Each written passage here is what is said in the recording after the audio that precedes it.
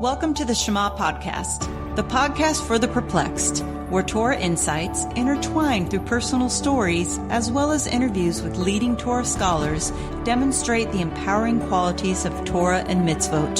For more great Torah learning through Torch, the Torah Outreach Center of Houston, go to torchweb.org. Now to the show. We will dedicate this Torah study in the merit of Janie Wills for a speedy recovery. And we're also going to dedicate it. It was Rabbi Wolbe's birthday last Sunday. And I'd be remiss to not also dedicate this subject we're going to be teaching and learning to my wife, Shauna. But I want to start off by saying why I want to dedicate this in the honor of my wife, Shauna. So last year for her birthday, which we've always done for a number of years. So what she does is, because I'm not that great of a gift giver when it comes to her. So we just started this thing a while back ago where she goes shopping. She comes back and says, "You got me the most amazing birthday gift." I was like, "Oh, I'm good." But this year she said, "I want something else." And she goes, "Back when we first got married, you used to write me the nicest letters. You don't do that anymore." And I said, "Well, I had to do that sappy stuff when I didn't have money to buy you gifts. So I thought I was off the hook." And she's like, "If I had to choose, I'd rather have the letters. But I don't want to choose. I want both." So I said, okay. I wrote a letter and I listed all the reasons that I love my wife. And as I was proofreading it, I realized it was a total lie. There was no truth to anything I wrote, because as I was reading through it, all I was seeing was I was writing down everything she does for me. All the beauty she's brought to my life, all the joy, everything she does for me. And I had to go back and rewrite it and said, because it's your birthday, I wanted to write down all the reasons I love me, because that's all it was a list of. And that's why this subject is very important to me. As I add at the end, it's obviously very lopsided. I'm going to work on this because love is an action item. And what I listed was all the action items she does towards me, but it's obviously it's very lopsided. And, we think about too, like, our relationship with God, we're commanded to love Hashem with all our heart, with all our soul, and all our resources. So what is the action item for loving God? I would say one of the number one ways, the action item of loving God with all your heart is what we learned last week. It's gratitude. I mean, think about it. You tell your wife, "I love you so much." And then you go on a tirade complaining about everything she does, or vice versa. What do you think matters to them? It's the same thing with God. That's how we show our love for him, is showing gratitude. So we love him with all our heart. And how we love him with all our soul, of course, is willing to give up our life for the three cardinal sins: idolatry, adultery. Most people are not only are they not willing to give their life, they're willing to do it anyway, and murder. And then all of our resources, of course, are taking our financial blessings, the money we get after tax, it's just the money we have free will over, and giving 10 to 20% of it tzedakah. And then what about our home? That's one of our resources. How do we love Hashem, love God with that resource? Shalom Bayit, peace in the home. So that's why this subject is very important to me. About 10 years ago, I was just beginning my Torah studies and I ordered a book. The book I ordered did not arrive. Another book arrived. And I called the merchant. I got it through Amazon. I said, "Hey, you sent me the wrong book." He was very friendly. He's like, "I'm so sorry. I'm so sorry." He goes, "Well, what book did you get?" And I was like, "This book, Garden of Peace by Rabbi Arush." And he goes, "Oh, but that is a very good book. And, nothing happens by accident." And I was like, "Well, look, I understand that, but clearly there was an accident because I'm looking at the receipt from Amazon. He sent me the wrong book." I go, "This book is about something about being how to be a husband. Like, I'm just learning my Torah. I need to really get into the meat and potatoes. This is not something I need to focus on." And right then I heard, and I look over my shoulder and Shauna's putting the mail on my desk. And then she chuckles, rolls her eyes, walks out of the room. And I turn back to the guy and I said, "Maybe on second thought, I should read this book." And the book was fantastic, but it was a total, as I mentioned before, when you study Torah, Torah is a lens for the world. And it clears the world so you can see what's upside down. And there was so much there that was totally counter to all the information I received my entire life. I started doing this, but of course, because I wasn't continuing with my studies, I immediately started to revert back to my habits I had. And when I went back and studied this book like a year and a half ago, and I thought about the fact that I hadn't done any of these things and how amazing Shauna's life would have been if I had actually done what I should have done, which is study it over and over and over until it became habit and became ingrained in who I am. So what I want to convey is two things today. One is why Shalom Bayit is the most important mitzvah. And I mentioned last time I taught, the entire purpose of Torah is to have our neshama commandeer our body and elevate to be like an angel, greater than an angel. And really, those are the same thing. They're really totally intertwined with one another. So when you look at and you read something like Deuteronomy and you overlay it with Jewish history, it just totally matches up with everything that's taken place. And one of the things that it says in Deuteronomy is that we will be exiled out into the world so we can be a light into the nations. And in many respects, we have totally done this. Just yesterday, as I was sitting in my office studying Torah, I heard a knock on the door, and it was two older gentlemen standing there, dressed nicely. And I know what they were there to do. It was to sell me a religion. And I said, what can I do for you? And they said, we're here to promote Bible study. And I was like, that's awesome. I was like, that's exactly what I'm doing. I'm studying Torah right now because it's Shabbat. That's what we do. Just trying to let the salesman know that it's probably does not have a good prospect here. When you start talking about Adam and Eve and the sin and that we're here to rectify all that. And I said, that is awesome. I was like, that's basically what I'm writing a lecture for tomorrow. And at that point, that you can sort of tell, like, this isn't going to happen. So he said, thank you so much. And I said, keep up the good work. But I went back to my office and I was like, this is so fantastic. Because if you think about 3,300 years ago when we received the Torah and the other nations declined it, think about the other nations at that time. They were totally barbaric. Murder, theft, all types of sexual immorality, children sacrifice. I mean, it's just not well-conducted nation. So when Israel comes into being, especially in the times of King Solomon, it was such a clear compare and contrast. But now I was thinking about that, like it's not, you see what's happening now. I mean, back then, people were not walking around talking about the Hebrew scriptures, is how he called it, and God, which, yes, they define it. They can't let go of that physicality, and it has to be an image of a man. But when you think about where that started with the descendants of Esau and Rome and Greece and then the Catholic Church, Rome had 10,000 different idols, most barbaric of nations, and that has all evolved into these wonderful people walking around talking about God. That's amazing. But I would say that when it comes to this area, instead of us being a light into the nations, I would say that we have been more influenced by the other nations. And when I've talked to Rabbi Cohen, he's like, this is sort of like probably one of the more final redemptions as we are on the doorsteps of Mashiach. And the other thing, when you look at world history, is it's sort of like moving on a pendulum, meaning it's where we go to where the world opens their arms to us and they say, welcome. We want to be friends. We want to do business. And then it shifts back the other way and they want to kill us and they push us out of their country. Back and forth, back and forth. And really what is happening there is God wants us to go out into the world, be a light to the nations. And if we start to let them influence us more than we're influencing them, then he backs away. Anti-Semitism has no guard to it, and they push us back. And we regroup.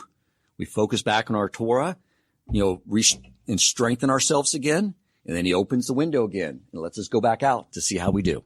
And back around, I think it was 1820, Rabbi Hirsch, and this was at the beginning when the window was opening up again. It was Europe, the Renaissance, the rest of the world was saying, once again, we do want to be your friend again. Come on out. Come out of the ghettos.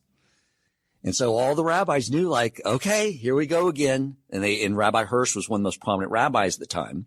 And so all the rabbis wrote him, okay, what do? We want to make sure we do this successfully this time. And he wrote a very interesting letter. And he said, We will succeed this time if we do one thing. If we do this one thing, we'll be fine. And that is, if we take padlocks and chains and we lock up every synagogue in Europe and don't let any Jews enter those synagogues for the next 100 years. Now, I think it might be even more than 100 years. I couldn't find that text yesterday to remind me what it was, but I know it was a minimum of 100 years. But that seems very strange, right? If we're going to preserve us as Jewish people, lock up the synagogues, no Jew goes inside. A little baffling. But here's what he was saying. As he was looking out into the world at the time, what was out there in the world? It was Christianity. And Christianity, what he was seeing was people that went to church on Sunday. They bifurcated their life. They had a public persona and a private persona. And being I've had people tell me this. I'm a good Christian. Why? Because I go to church on Sunday. That is what he did not want us to be influenced that way at all. Because that is not where God's presence lies. When it says in Exodus 25:8, and they will make for me a sanctuary and I will dwell in them. The commentators are very quick to point out that's not in it because it's not referring to a building. Them is referring to us in our hearts and most notably between a man and a wife in the home they established. And that's why Rabbi Hirsch wanted the rabbis to not go hide out in the synagogue. They wanted them out in the community, making sure that everyone was building those sanctuaries where it really counts and where it matters. So before we get to how to have peace in the home, I want to talk about something sort of that precedes that. And that is sort of the process we go through in identifying that perfect match. And I'm going to use this as an analogy. I like analogies because it allows problems to become external and then you see things more clearly. So imagine a boardroom setting. Long conference table, bunch of executives sitting around. The quarterly meeting is wrapping up, and then one executive says, I have one more piece of business to discuss. And they say, okay. It's like, as you know, we lost our chief financial officer last year, and I am proud to announce that I found the perfect CFO for our company. Perfect. I want to make an offer to him.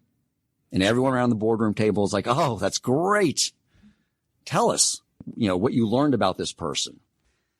And the executive says, well, 2 weeks ago, I was going through a website that had profiles of various CFOs. And I came across the most attractive CFO I'd ever seen. And I was like, I have to meet this person.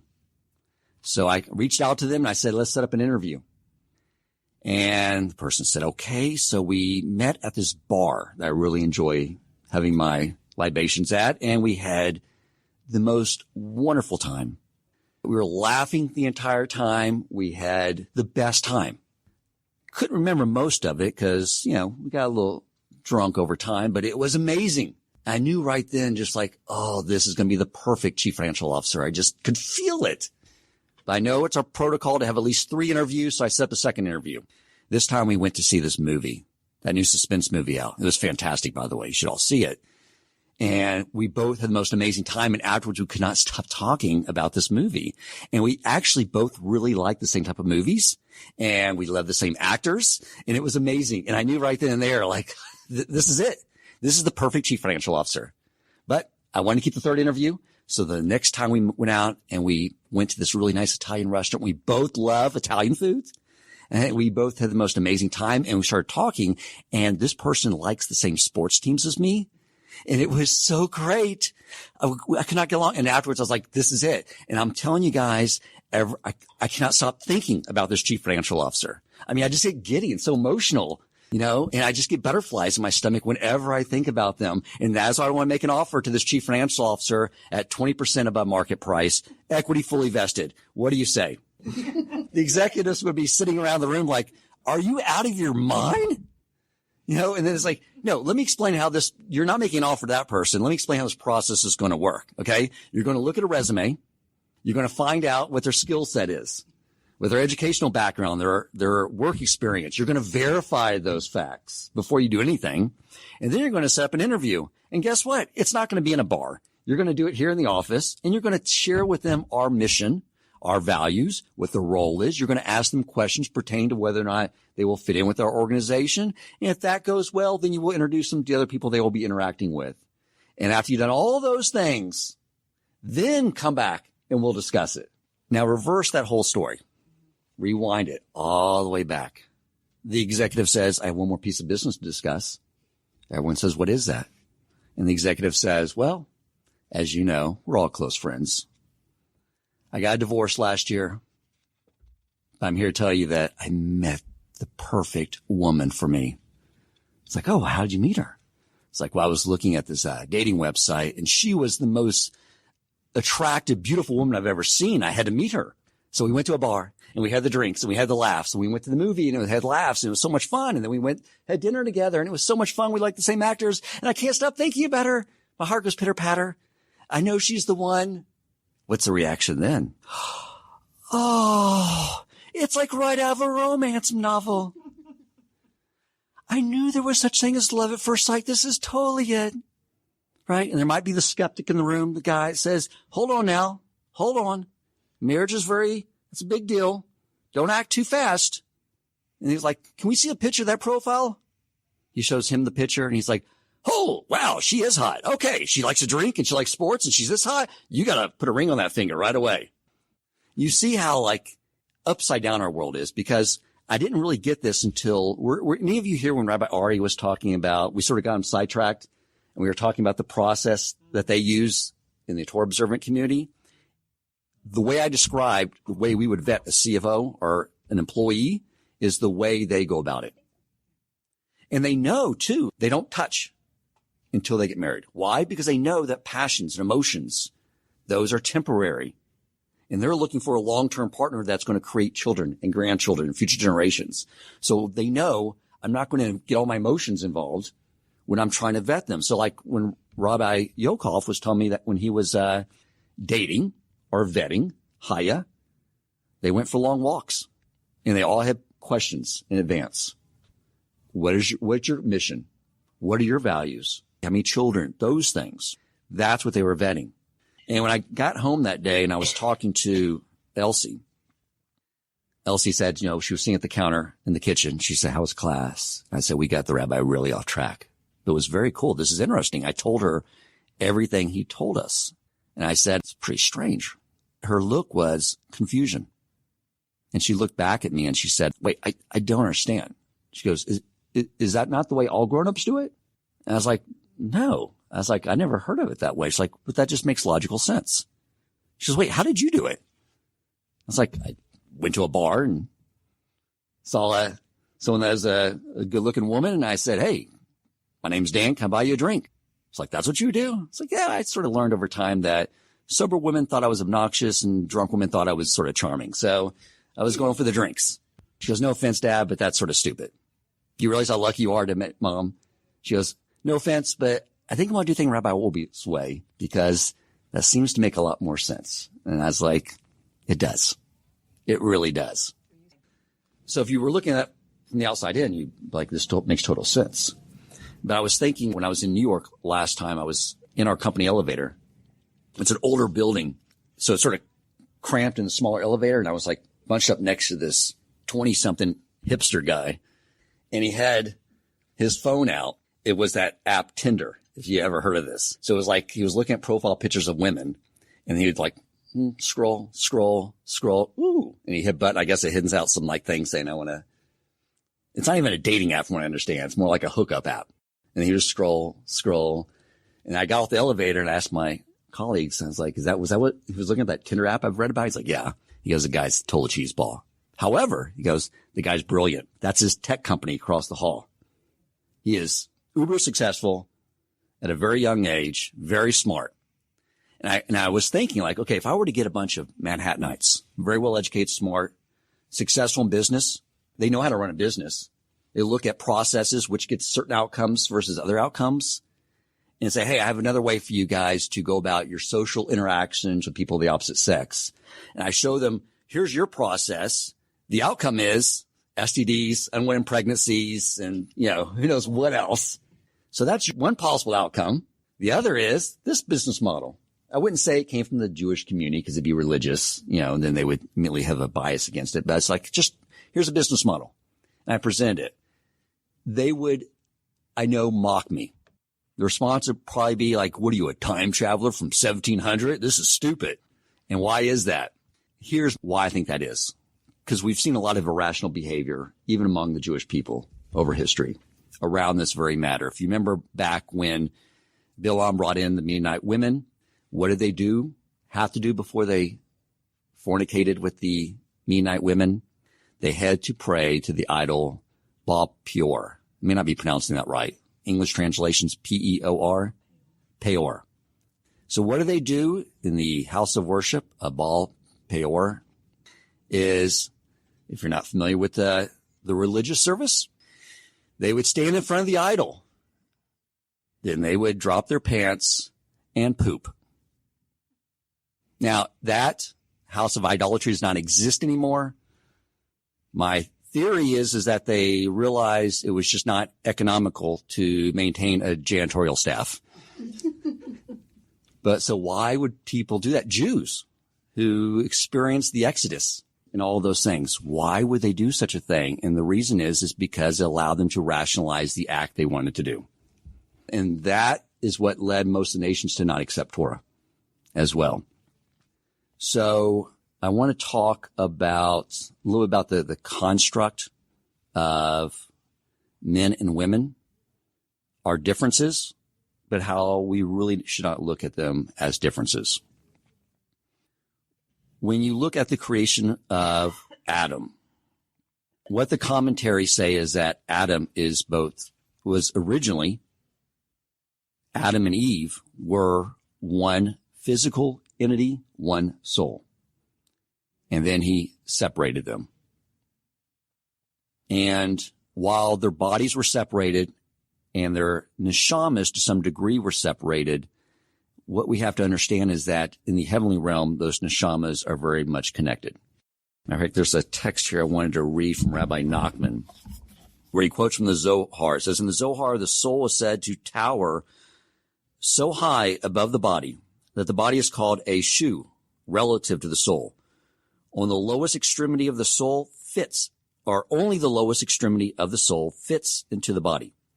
Through our desire to come close to God, through our thoughts, emotions, speech, and action, we can bring down greater and greater illuminations of our own souls. In this manner, anyone has the ability to make his physical body a chariot or a temple for the highest parts of the soul, as did Moses. So where secular psychology in the realm of marriage counseling, what they are not able to see is what is happening at a spiritual level, because the souls are very interconnected there. And we'll touch on that more. One of the reasons why it was so necessary to have these two entities separated is the following. In the Talmud, Rabbi Elazar said, what is the meaning of that which is written? This is a Torah verse, Genesis 2:18. I will make him a helpmate for him. What he says is, if one is worthy, his wife helps him. If he is not worthy, she is against him. So what does this mean? So one of the ways in which we become more connected to God, to have our neshamas commandeer our body, is, of course, to improve our character traits. Rabbi Wolbe mentioned that the other day when he was talking about humility. With humility, it's all the way to one extreme. But with many character traits, it's things like, we have hesed, we have loving kindness, and we have judgment. And in proper balance, that's compassion. So if someone comes and says, hey, I want money for food, I'm starving, you give them money. That's compassion. If a drug addict comes to you and says, I need money for some more drugs, you don't give them money, because that's compassion. And that's how God is interacting with the world, is keeping those things properly in balance for each person. That's just one example. So the way we come closer to God is we refine all of our character traits.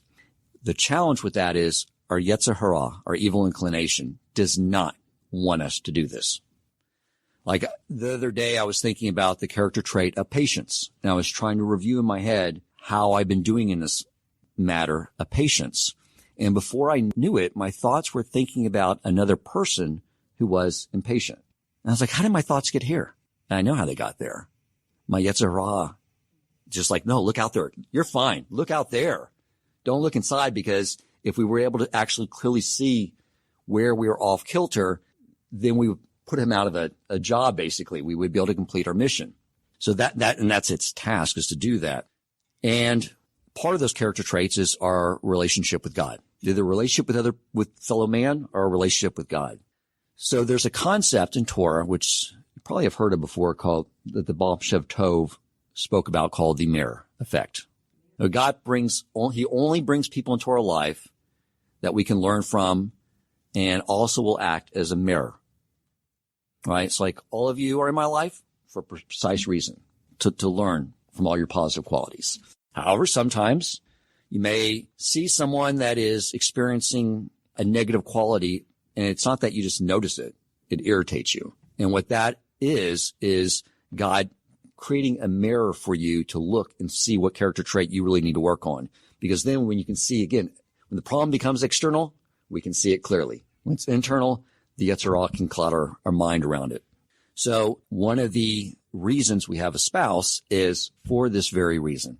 They are our clearest mirror of things that we need to work on. So, and I'll give you an example how this may play out from this book I read, Garden of Peace. This is my own short analogy, but there's a husband and wife. The wife, over time, just becomes very jealous and not trusting of her husband. And the husband did nothing to deserve this, but just the wife starts to feel this way. She checks his phone every time he's out of the room, see if any women are texting him. She's constantly, when he goes out of town business, calling up, who are you with? What are you doing? And she knows, like, there's no reason. I have no rational reason for doing this. I don't know what it is. She ends up going into therapy. They're exploring things that happened to her in her childhood to find out why she can't trust her husband and why she's jealous and thinks he's having an affair on her all the time. And then that's where their life goes on. And then the man dies, goes up to heaven, and God says to him, you know, the purpose of the physical world is for me to hide myself so that in that realm, we can really develop a close relationship, because in that realm, you have needs. And therefore, you can ask me to fulfill those needs. I can provide those needs, and we can have this give and take relationship. And you never did that. You never put your trust in me. And I kept trying to help you build this relationship with me. So I created financial difficulties all the time to get your attention. Never once did you pray to me for help. Never once did you acknowledge that I'm the one creating the financial challenges. You would turn to, what am I doing wrong with my livelihood? How can I save more money? Why are these bills coming to me? How can I eliminate these bills? Never once turn to me. I kept doing that over and over and over again, hoping you would rely on me, ask me for help so we could develop this relationship. So I made it even more challenging as I kept trying. So this time I gave you cancer. And never once did you say, who gave me cancer? God. And who will heal me? God. All that was in your thoughts was, maybe it was the cigarettes I smoked when I was a teenager. Maybe too much red meat. And I know in your thoughts too, who'd you put your trust with? The doctors. Never once did you turn to me and ask for me to heal you. But I wanted to give you more time, so I let the doctors heal you. And now you're here, and you really didn't complete your mission. So the man's like, oh, by the way, a little caveat. When our neshama is plucked from our body and there's no Yetzer Hara, there's no back and forth dialogue. The neshama just knows the truth. Our own neshama is our own judge and jury once there's no Yetzer Hara. Because the Yetzer Hara is what causes us to justify our actions, defend ourselves. So there's no back and forth dialogue, but it's better this way. So the man says to God, why couldn't you have just reminded me? I got so lost in the physicality of the world. I forgot. If you could just have reminded me once, I would have got my life together and done these things. And then God says to the man, I told you about every day. Who do you think gave your wife the compulsion to not trust you and be jealous of you? That was my way of communicating to you that I'm jealous. I want you to have trust in me. It was said to you on a regular basis. And that is precisely the way God uses us to help communicate things to us from him. So I want to talk to you about this whole idea of masculine and feminine. Now, I spoke about this in an email a few weeks ago. I don't know if any of you caught that, but it's the whole idea of what when we read in the Torah about masculine and feminine, giving and receiving, there's a I don't know if it probably was not the best venue for discussing this. But, like here we have gender neutral Tanakhs and prayer books. And really what that is doing is locking away one of the most important principles of Torah. Because the idea behind those books is, well, God's referred to as a he. That's, sort of sexist. Maybe God's a woman. Well, to think that God is any gender is idolatry. That's it. What they're failing to understand is that masculine is being in a state of giving and feminine is being in a state of receiving. Because we also know from the Torah that when the Jews were at Mount Sinai, that was our wedding canopy. And the Jewish people, men and women, were God's bride because God is always giving. And then on Shabbat, we welcome in the Shabbat bride, the Shekinah. Means that all the Jewish people, men and women, are the groom. And the Shekinah is the bride. And we should also know that people who are giving are also receiving, because if you've ever given that perfect gift to someone, which I disclose has never been to my wife, but my daughter I've gotten right lots of times, and they open up the present and they're so happy and they're ecstatic, I get more pleasure out of that than from receiving a gift. All of you have. And I want to phrase this correctly. God has no emotions. Everything the way he interacts with us is something he first has to will into existence first. But the way God willed into existence, the way he receives pleasure from us, as I mentioned, from the gratitude, is giving us up, watching us enjoy it. It's the same way. And really, if it was up to him, we would all be billionaires with perfect health. It's just that we are not receptacles to receive that much pleasure, which is all built on forging in more and more gratitude. So I want to touch more on the masculine, feminine thing and how that applies to marriage. I want to go back to some Torah verses. In Genesis 3:16, Eve's curse. And your craving shall be for your husband, and he shall rule over you. And Rashi says, the craving is your desire for relations. But even so, you do not have the nerve to ask him to have relations with you. The initiative is his alone and not from you. Talk about an upside down world, because I'm not seeing this play out in society. We have in our ketubah, all the obligations are on the man on what he has to provide to the wife. Honor, respect, all her financial needs, and marital relations. And the frequency of the marital relations is built on a formula based off their livelihood, how much energy and time it takes. So just imagine that the ketubah became Texas state law, but it was flip-flopped, where the marital relations responsibility was on the woman to provide to the man. I'm telling you from every conversation I had, and I've talked about this with my wife, Shauna, every time I talk to a guy over the years, he says, marriage's not going that great. What's wrong? We just used to have marital relations all the time, and it just doesn't happen anymore. And I told my wife that after we started studying this area of Torah, and she's like, yeah, I hear the exact opposite from women. So what's happening? Because if the ketubah was reversed, you would see the court dockets filled up for the next millennia, probably, in my estimation. And every time you drove by a courthouse, there'd be men outlining the door waving their ketubahs, saying retribution. So what's going on here? I'll explain basically why these things are upside down. And there's another important principle here, which I'm going to share. My request is that the guys do not get mad at me, that the women do not use this against their husbands when they go home, and that my cell phone doesn't blow up with angry husbands. But the reality is that since the majority of the room is women, this will probably be good. So they'll still keep your interest. I would say there's probably some exceptions to this, but what the books and everything I read are very clear about, every marital problem originates with the husband. It really does. And I'll explain why.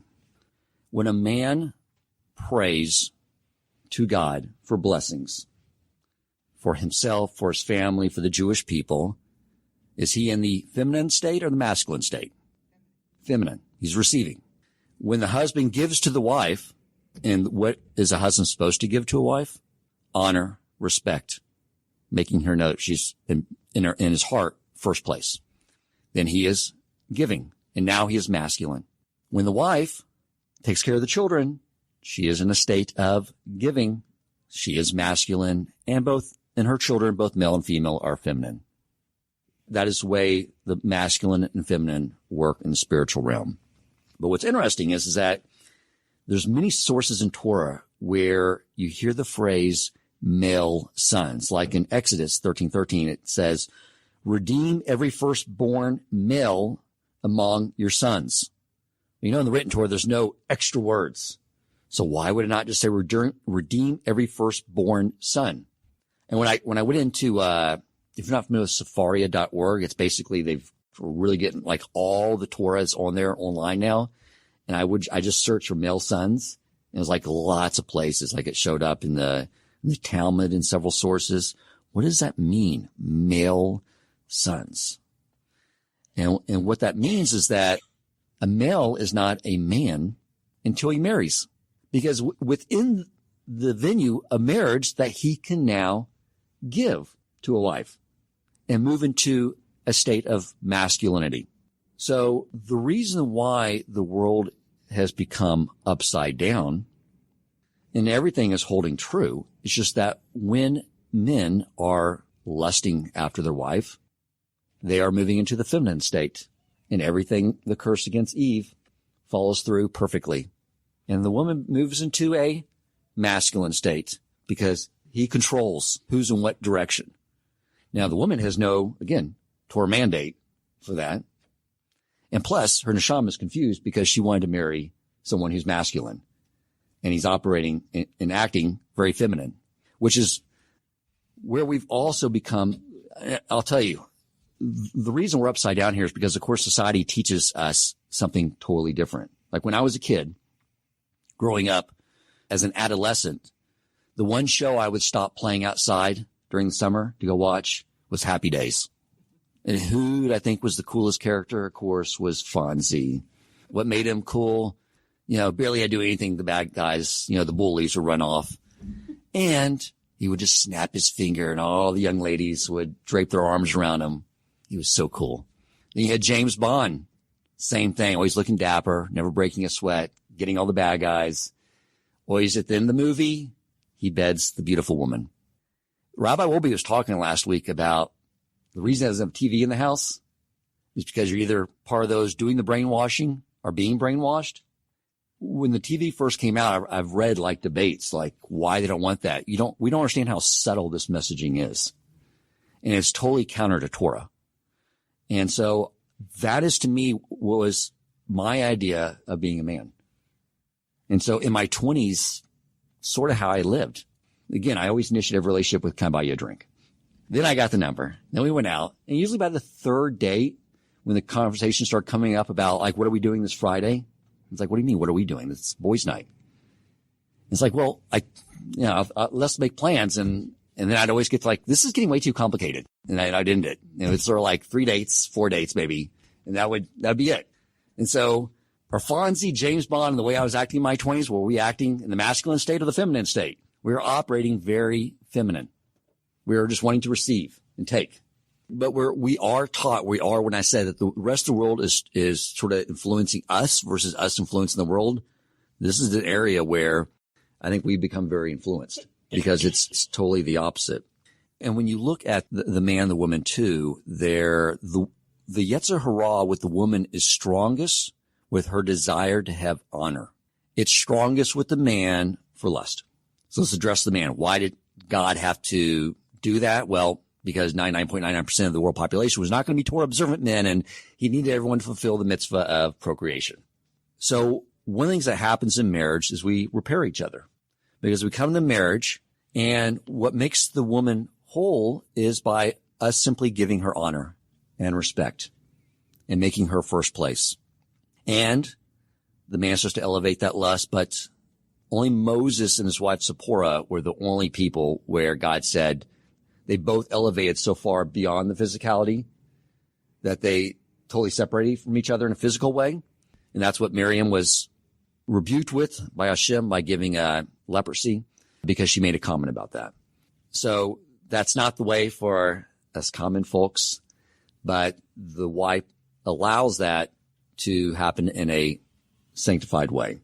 However, when the man is focusing on just giving honor and respect, then she desires it, and then he provides it. That is when everything is operating in harmony. You know, there's so many differences too between men and women. Like in our culture, it's like, that's so sexist. but it's definitely true. And I see a lot as well where people misinterpret things in Torah and say, why should only the men wear tefillin? Women should be able to wear tefillin too. And you can, but I don't think you're understanding that if the Torah is sexist in any way, I think the only thing God is telling us is that women, when we're two halves of the same entity, they got the choicer parts. Spiritually speaking, they're much more connected, so they don't need the tefillin. Men are required to pray 3 times a day. Women are not. Why? Because they're naturally inclined to pray to God throughout the day. We are more hardwired because he had to hardwire us more with less to make sure that non-Torah observant people would procreate. It meant that we were more wired into physicality. And so we have to do more things as a Jewish people, to elevate above that physicality. So one of the things is praying 3 times a day. And I know I have a calendar reminder for Mincha, and it pops up, and I'm like, I'm right in the middle of something. And I hit like the snooze button on it. It's like, I'll do it in an hour. And then when I finally do it, say that prayer, and I'm asking for all these requests. And one of those requests you make are to make our livelihood go easy. It's like, why would I hit the snooze button on that? I would just get up right then and there, say that prayer, ask for his help, and then, all the challenges I have with work would go away quicker. But that's why he requires it of us, because we'll get so stuck in a physicality that we need that extra requirement to stop and do that. Also, think about tzitzit. I know a lot of women wear talis. No harm in that at all. But if you want to know what that mitzvah means, is in the Shema, it says, when he talks about tzitzit, and it shall constitute tzitzits for you, that you may see it and remember all the commandments of Hashem and perform them. And it says, and you shall not explore after your heart and after your eyes, after which you stray, so that you may remember and perform all my commandments and be holy. So when we ever hear the word being holy, it's talking about sexual purity. The mitzvah are all around reaching that goal. The reason this pertains to the man and not women is because it's for the man to protect themselves. So when you look at, the way the body operates, when the body needs nourishment, it sends a signal to the brain saying, feed me. This body needs nourishment. Any body needs sleep. Body says, hey, we need to divert all our energies just to repairing this body. You need to go sleep. And we begin to feel sleepy. Eliminate waste, same way. Sexual urge, totally flip-flopped. It's the mind that obviously gets initiated by the eye that leads to the body. That is why the tzitzit are there, so you will not explore after your heart and after your eyes, after which you stray. So the tzitzit are there that's what they're there for, is for the man to use that. And so there's no harm if woman does it, but don't look at it like, well, it's not fair that I don't get to wear that too. It's just like, really a woman's response should be, these poor guys need this. They need tefillin to connect to God at a level that I can connect to God without tefillin. If the Torah is sexist at all, it's God saying the man is very deficient. And I wouldn't look at it as, it's not fair. I don't have the intuition of a woman, but I'm married to a woman. There's a great guy I like to listen to. His name is Gedalia Fenster. He teaches a lot of Rabbi Nachman. He's not an ordained rabbi. And he was talking about, he's a businessman, and often when he gets approached with a business deal, he'll look at it, and he said, like, the one he was just talking about was everything looked perfect. The whole business model, looking at relation to the marketplace, perfect. Like nothing can go wrong with this. But he knows the rule. He doesn't do any business deal with anyone until his wife gets the opportunity to meet with that person. So the wife meets with this person, and afterwards she says, nah, don't do business with this guy. I don't know what it is, but something's not right. And sure enough, later on that year, came out in the news that other person had been embezzling money from his other businesses. And he said, like that was like one out of many stories where the wife's like, doesn't feel right. And it's always worked, because it's not like a level of prophecy where she knew this guy's an embezzler. It's enough though that woman just gets that bad feeling, apparently. The women here sort of know, like, yes, this is what we experience. We just get bad feelings. We know. Don't proceed. Us men, we're like, well, where's the data? I don't see it. It's sort of like we each have delineated responsibilities. And if we look at us, because at the soul level, we are one entity when we become married, then it's not like oh, they're like this and I'm like this. There's no I in them. We're one entity, and we just basically have our responsibilities sort of separated. So as far as Torah advice on how to have peace in the home, we have laws like the laws of Yichud. And what those are laws around making sure that a man and a woman who are not married, are not in a secluded space. It says all these laws around that. And again, the outside world is like, that's so antiquated. Really? I mean, I think in the hashtag #MeToo era, there was a lot of people that may have been falsely accused, but they had followed the laws of Yichud, they would have never been there. And that's why the laws of Yichud are ways of God's way of telling us to build a protective barrier against potential misconduct. And I have some experiences with this. I have a high school friend of mine, Julia, that we've grown up together. And I know her husband very well, but in high school, she was dating another friend of mine that I was closer with, so I sort of know him better. And we always like to get together and catch up, and we were going to get together for lunch about 3 years ago or so, or maybe more. And her husband, Terry, couldn't make it. My wife, Shauna, couldn't make it. So we go to this restaurant, have a really good time catching up and talking. And then that night, my friend Julia calls me and she says, you won't believe this. I just got a call from my mom, frantic, saying, I heard you're having an affair. And Julia said, she's like, what are you talking about? One of our friends from church saw you at the restaurant with this other man.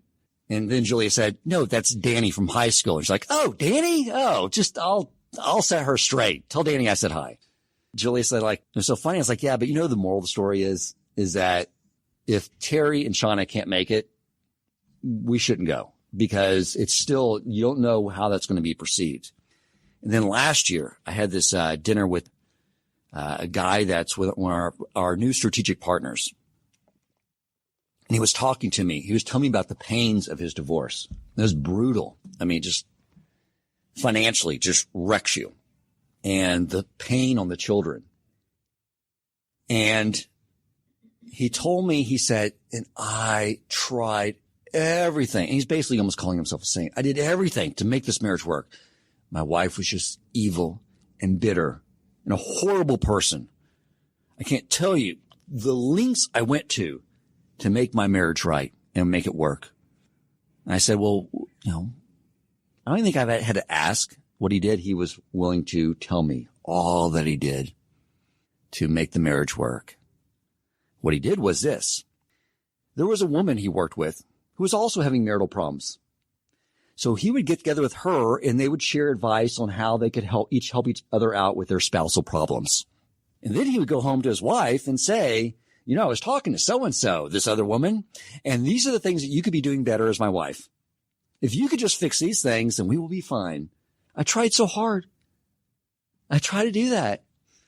And the whole time I was just like, wow, that didn't work. I can't imagine from your wife's perspective coming home, it's like I was talking to so-and-so from work. And she said, you could do that. And meanwhile, we know that what the man's supposed to be giving the wife is honor, respect in first place. And I can't think of anything further from that.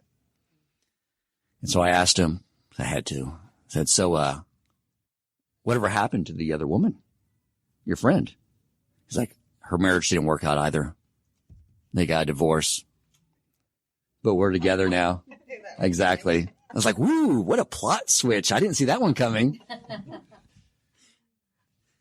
And I remember driving home just, thank you, God, for making me Jew and giving me Torah.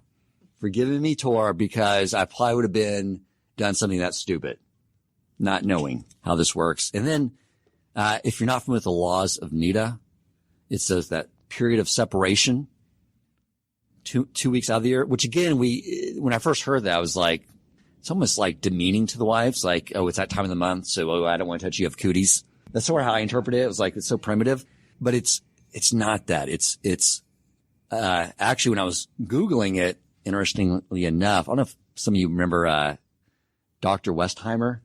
She was the sex therapist that had the radio show forever. With regard to La Nida, she called it the most sophisticated method of maintaining libido in long-term monogamy that she's ever encountered. Of course, God created it. It's during around 2 weeks out of every month when the woman is going through that period that you don't touch. You separate from each other. Not like separate, but you don't touch each other. And what that does is that sort of reignites when that period's over, like recreating the honeymoon over and over again. Because we're hardwired, for one, as I mentioned, the way to love God is through gratitude, and we're hardwired to sort of take for granted things. That is just another way of allowing us to not get so accustomed to something that we don't appreciate or take it for granted. Now, my wife and I do this forever, but she always said that the best thing for our marriage was the fact that I travel on business regularly. It's just, I'm better in small doses than like all the time, especially when I work from home. Another idea the book points out too is that because the woman has so much intuition, they're so tied in. There's things they're aware of, although they can't articulate them. And so the example the book used, a scenario where a man comes home from work, worked all day, slaving, trying to make a livelihood. He comes home and his wife is just being really sort of nasty towards him and rude. And he can't figure out why. He's like, why? Where's this come from? I work all day and I come home. This is the way you treat me. And then she can't figure it out and she feels bad about herself and she gets sort of sad about it. It's like, I don't know why. It just don't feel right. And the book points out, but if the man is driving home from work and he sees a woman and he says, hubba bubba, and he considers some thought about her, even though the woman doesn't know she knows. She knows. And so when we say based off courtroom evidence, yeah, nothing's there, but really what's happening in the spiritual realm, those things, when we let our eyes look around or do things like that, our wives do pick up on it. They won't be able to intellectually understand it, but they're not going to feel right. They're going to feel like something's missing. So we just need to examine, if we come home and see some irrational behavior, we need to sort of examine our thoughts. Sean and I were brought up in the secular culture of look, but don't touch. But that was doing great harm to her. I didn't know any of that before I came religious, started studying. And it does do tremendous harm. And that's why we're supposed to, as men, guard our eyes from everything. Like when the magazines arrive in the house for the wife, I don't need to know Victoria's Secret. We don't need to open that up.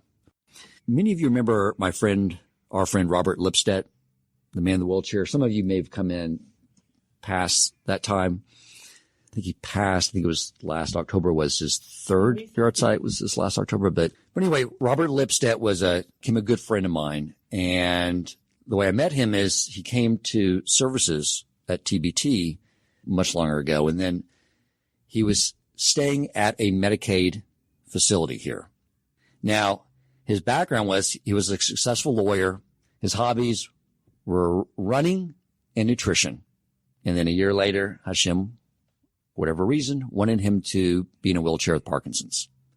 And the financial devastation that caused him to quickly end up being in a Medicaid facility, which is not the place you want to be when he didn't have wife or kids. His only family was his sister in Pennsylvania. And you need an advocate at those places because the nurse staff would steal stuff from him. Really like plastic hangers. I had to put a note in the closet to shame people saying, I got these for like $2.25, a dozen of them. If you need any plastic hangers, please see me. I'll be happy to get you plastic hangers instead of stealing them from my incapacitated friend. But I have to go there once a week, get his laundry, come back, wash it. Cause they would just lose his laundry and it would just come back piled on the floor in his closet. And he's in a wheelchair, so he couldn't even get to. It was just a mess. So I would do his laundry, bring it back, hanging everything up, make sure he had it. Shauna would do shopping for him, take him doctor's visits, very, very time consuming. But, it's my buddy and there was no one else there to help him out. And I wasn't going to leave him there with the wolves at the Medicaid facility. I had to buy phone chargers in bulk because those were always going out. And that was his only way of contacting us. So I was like, okay, here's one up here, plug that in, put this one on your mattress. And then when that one goes, I'll replace the other one. It was very sad. So anyway, one day we're on a doctor's visit and he looks over to me and he says, how are you possibly being a good husband to your wife between work and all the time you spend taking care of me? He goes, I appreciate it, but how are you possibly doing that? And I said, Robert, everything's good at home. It's all good. Getting the work done, getting this done, getting you taken care of. All's cool. He goes, I don't believe it. It's not possible. And he goes, I don't want you any more of your help until I know you have had a conversation with your wife and you asked her, is everything okay? I was like, okay, I'll have that conversation when I get home. So I get home And I sit with Shauna and I say, is everything okay with us? She says, I'll be honest with you. You were very busy when you were the president of TBT because with all the building renovations that I was initiating. And I'm glad you did that, but kept you very busy. And I'm glad you're helping out Robert. I'm glad you invite him over here. I'm always happy to cook, do everything. But I'll be honest with you. I've been sort of sad for a while because I can't help think that everyone is more important to you than me. Because you're always running around doing everything for everyone else. Where do I fit into this equation? I just don't feel like I'm the number one priority in your life. And I read the story in this book of Garden of Peace, where it talks about this wonderful tzaddik. Gives tzedakah, Torah teacher, businessman, cares for the sick, the whole community is like this. This man is so wonderful. And then it's his time and he passes. And he's before God. And God says, wow, you really blew it. It's like, what are you talking about? I'm a tzaddik. You were running around doing all those things. Meanwhile, here's your wife. She was so sad. She was crying every night because you weren't paying any attention to her. I don't care about those other mitzvot if it's at the cost of that. The most important mitzvot is your wife. That's what you were there for. And the peace in the home and what you created there. Then you do the other mitzvot. You think about the laws of giving tzedakah. It's like these in the Shulchan Aruch. It's these concentric circles. First, people get tzedakah, the people in your home. Then it builds out from there based off community. It's the same thing here. If we don't make sure those needs are met in that order, then it doesn't matter what we do in the world. It doesn't matter if the community thinks we're the most amazing people. If our spouse is not happy and we don't have a strong marriage, the other stuff doesn't matter in God's eyes. And back to my original point too, about what Rabbi Hirsch was trying to help us avoid, about these two personas that many people have, the public persona, the private persona. We look up to people who have these great public personas, but we learn about their personal life, not that great. Like Martin Luther King, fantastic what he did. Civil rights, he was an adulterer in his private life. In the Torah world, there is no two personas. And that's why Rabbi Hirsch said we need to focus on that private life because that's the only life God's looking at because that's our true persona. I am happy to say next week, Rabbi Wolbe, the professional, will come back. I do appreciate you guys coming out. I do hope there was some concepts that you can take back to your life and make it richer and fulfill this very important mitzvah of Shalom Bayit. Thank you so much. If you enjoyed this episode, please consider supporting Torch so they can continue to spread Torah wisdom to the world by making a donation at torchweb.org and clicking donate in the top right corner of the page. And if you would like to get in contact with our host with comments, suggestions for future topics of learning, or questions for him or his guest rabbis, you may email him at president@torchweb.org.